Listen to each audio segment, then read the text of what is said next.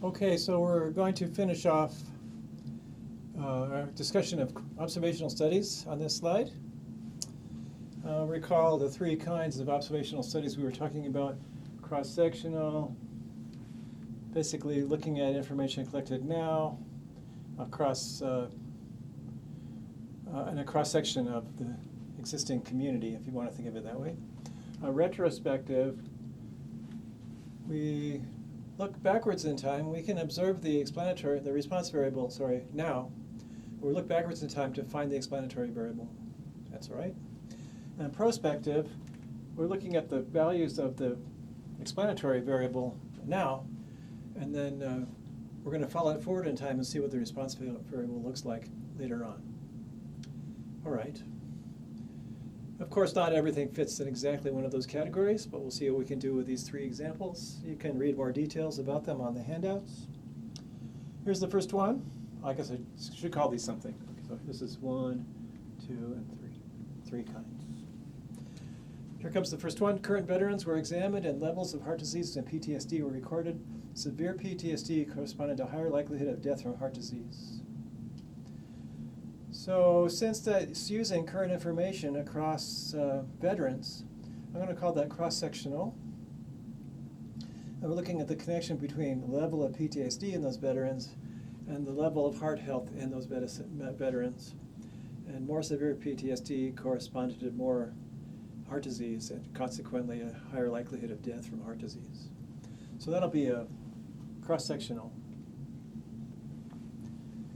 And over here, 11,000 people were followed for 12 to 14 years. Smoking and diabetes and high blood pressure were all found to be factors in the onset of dementia. Speaking of dementia, I had to do this slide once before, and I had not turned on the microphones. That's the most frustrating part of this job. If the technology isn't all working perfectly, no matter how good a presentation you made, no one will ever see it. And it was such a great presentation, but here it is again. 11,000 people were followed for 12 to 14 years. Smoking, diabetes, high blood pressure were all found to be factors in the onset of dementia. We're following people forward in time.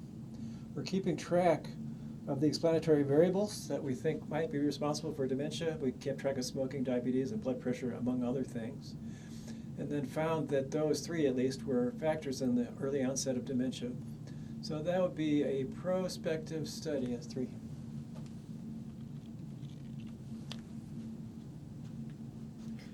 Here's the Gallup poll, tracked what people thought was the most important problem between January 2000 and around January 2008. The graph is on there.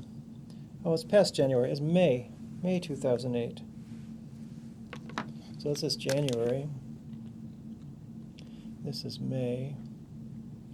You know, sometime in 2008, the stock market crashed.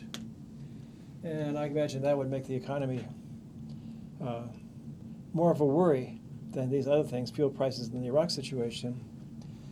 And it might be in 2008, some researchers decided to find out, has suddenly the economy become a more important problem than these other gas prices and the Iraq war and all that? Has that actually happened, or has this always been like this? The economy's always been number one on the list.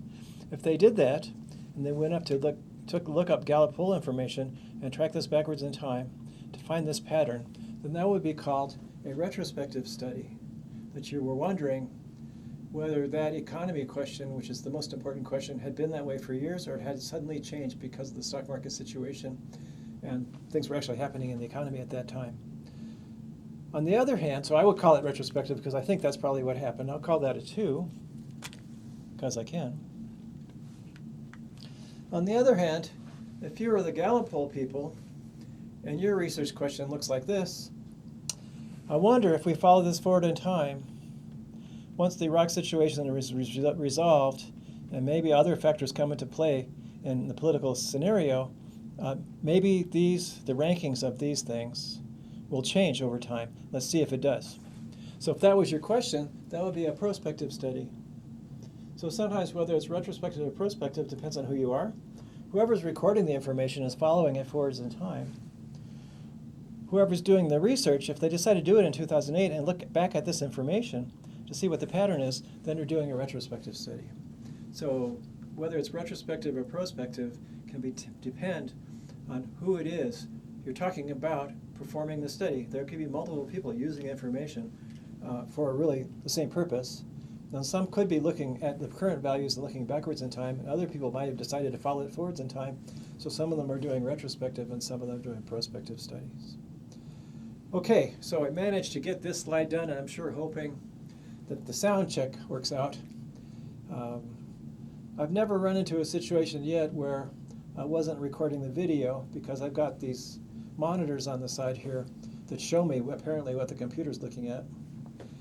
What I need, I guess, is some kind of a earbud that'll let me hear what's happening, but I think that might be kind of confusing to hear your own voice through an earphone. If there's any kind of lag at all, it's supposed to drive you crazy, so I have to find a way to do it without lag, and that might be interesting. I think you can plug something into this little microphone I've got down here. But I'm just going to take my chances, I think. I don't like wires hanging off me. So here we go. This finishes off the section, and we're going to move on to different ways of gathering information in the next section.